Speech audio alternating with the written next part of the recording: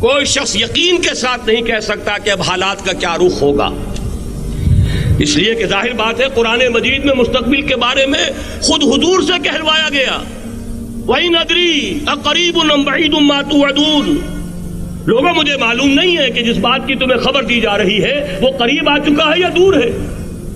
وَإِنْ أَدْرِي لَعَلَّهُ فِتْنَةٌ لَكُمْ وَمَتَاعٌ إِلَىٰ حِينٍ، اور میں نہیں جانتا، ہو سکتا ہے اللہ کچھ اور مہلت دے دے تمہیں اور کچھ اور آزمائش جو ہے اس کے لیے تمہارے لیے کوئی اور مہلت عطا فرما دے، ہو سکتا ہے۔ تو میں بھی کسی دعوے سے نہیں کہہ رہا، لیکن دو امکانات ہیں۔ امکان نمبر ایک کیا ہے؟ ابھی عالم اسلام کا ایک سالڈ بلاک ہے جو یہودی ورلڈ آرڈر کی نگاہوں میں کھٹک رہا ہے۔ میں کھٹکتا ہوں دل یزداں میں کانٹے کی طرح۔ اگرچہ ان کی اسٹریٹجی کیا ہے، ایک ایک کر کے ان کے حصے بکھرے کر کے تیا پانچا کرو۔ ابھی وہ بلاک کون سا ہے؟ ایران ہے، افغانستان ہے، پاکستان ہے اور روسی ترکستان سے آزاد ہونے والی جو ریاستیں ہیں، یہ ایک سالڈ بلاک۔ یہ عجمی مسلمان عربی نہیں، عربی گئے، یہ نوٹ کر لیجئے، اس لیے کہ عربوں کو اللہ نے فضیلت دی تھی، محمد ان میں سے تھے صلی اللہ علیہ وسلم، یہ رتبہ بلند بلا جن کو مل گیا۔ لیکن ساتھ ہی اللہ نے دھمکی بھی دے دی تھی سورہ محمد میں، ان تتولوا یستبدل قوما غیرکم، اگر تم پیٹھ دکھا دو گے اس مشن کو جو ہم نے تمہارے حوالے کیا ہے، تمہیں ہٹائیں گے، کسی اور کو لے آئیں گے۔ اور یہ بات ہو چکی ہے 13ویں صدی عیسوی میں، 1258 میں جب سقوط بغداد ہوا ہے، عربوں کے ہاتھ سے عالم اسلام کی قیادت چھین لی گئی، معذور کر دیے۔ اس کے بعد قیادت کن کے ہاتھوں میں آئی؟ ترکوں کے ہاتھ میں۔ ترکان تیموری ہندوستان میں، ترکان صفوی ایران میں، ترکان سلجوقی مڈل ایسٹ میں، اور ترکان عثمانی کا تو کہنا ہی کیا ہے، وہ ایشیا مائنر سے چل کر آپ کو معلوم ہے کہ مشرقی یورپ کا کتنا بڑا علاقہ، دی گریٹ آٹومان امپائر اس صدی کے آغاز تک قائم تھی۔ اس صدی میں عجیب عجیب معجزے ہوئے ہیں۔ گریٹ آٹومان امپائر جو 3 بر اعظموں پر محیط، نام و نشان ختم۔ The great U S S R, نام و نشان ختم۔ اب تو روس صاحب ایک ملک کی حیثیت سے رہ گئے۔ یہ اس صدی میں دو اور وقت نہیں ہے میں اور آپ کو کیا بتاؤں، اس صدی میں تو بڑے بڑے عجیب عجوبے ہوئے ہیں، بڑی بڑی 2 عظیم جنگیں ہو چکی ہیں، تیسری جو ہے سر پر کھڑی ہے، دور نہیں ہے، جس کو حدیث میں کہا گیا ہے الملحمۃ العظمیٰ، تاریخ انسانی کی عظیم ترین جنگ، اور وہی صلیبی جنگ جس کا آغاز بوسنیا سے ہو چکا ہے۔ بہرحال اس وقت جو میں کہہ رہا تھا، ورنہ میرے پاس تو یعنی یہ کہ درد دل کہنے کے لیے وقت نہیں ہے، مجھے اپنی بات کو محدود کرنا پڑ رہا ہے، لیکن میں اب آ رہا ہوں اصل موضوع کی طرف، کہ ایک امکان تو یہ ہے کہ اس بلاک میں اسلام کا احیاء ہو، اور اس کے لیے کچھ نویدیں بھی موجود ہیں احادیث نبویہ میں۔ وہ تو آپ نے سنا ہوگا اقبال کا شعر، میرے عرب کو آئی ٹھنڈی ہوا جہاں سے، میرا وطن وہی ہے، میرا وطن وہی ہے۔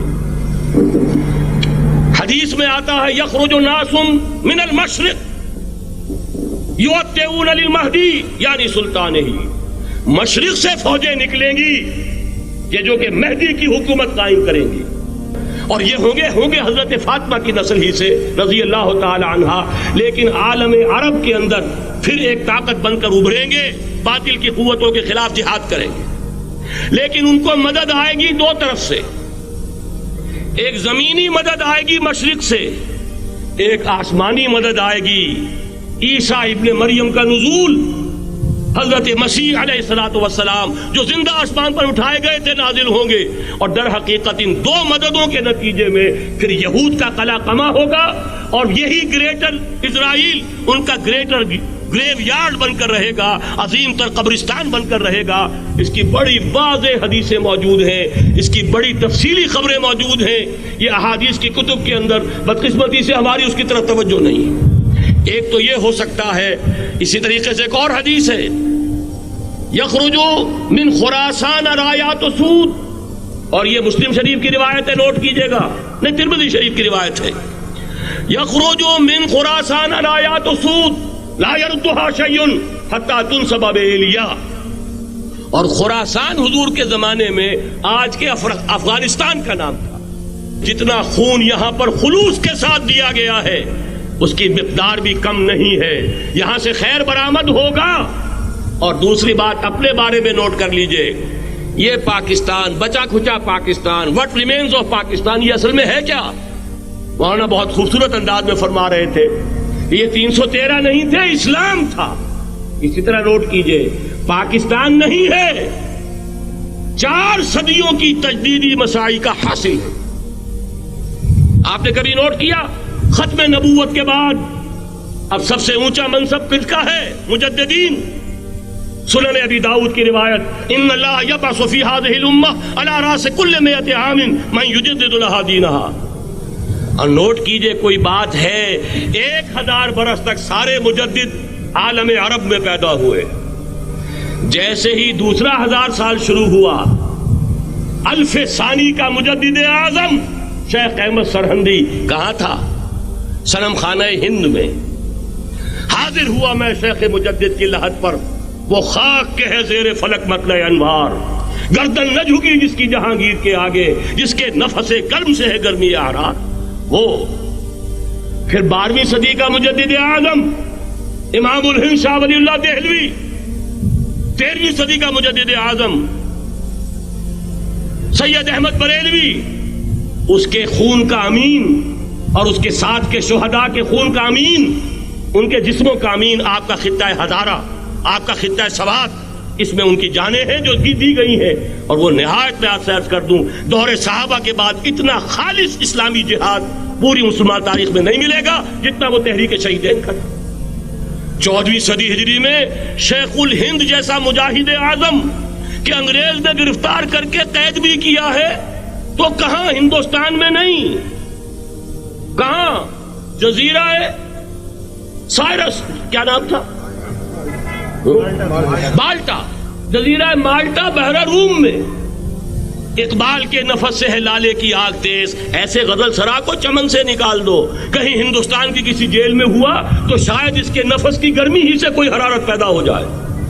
اور اسی صدی میں 14ویں صدی ہجری میں اقبال جیسا مفکر، اسی 14ویں صدی ہجری میں مودودی جیسا مصنف، اسی 14ویں صدی ہجری میں مولانا الیاس جیسا مبلغ رحمہم اللہ، عظیم شخصیتیں. آج پورے عالم اسلام میں آپ کو تبلیغی دوست ملیں گے.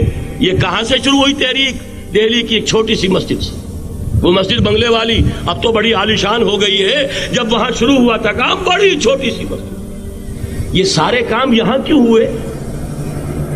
پورا عالم اسلام آزاد ہوا، کہیں نعرہ اسلام کا نہیں لگا، کہیں عرب قومیت پر، کہیں کسی اور عصبیت پر تحریکیں چلی ہیں. صرف تحریک پاکستان تھی کہ پاکستان کا مطلب کیا؟ لا الہ الا اللہ. کوئی سبب ہے کہ یہاں قرارداد مقاصد پاس ہوئی، حاکمیت اللہ کی ہے کہ اکبر نام لیتا ہے خدا کا اس زمانے میں. یہ سارا ماضی سامنے رکھیے اور حضور کی دی ہوئی پیشین گوئیوں کا مستقبل سامنے رکھیے. ان دونوں سے ثابت ہوتا ہے اس خطہ ارضی سے کچھ ہونا ہے.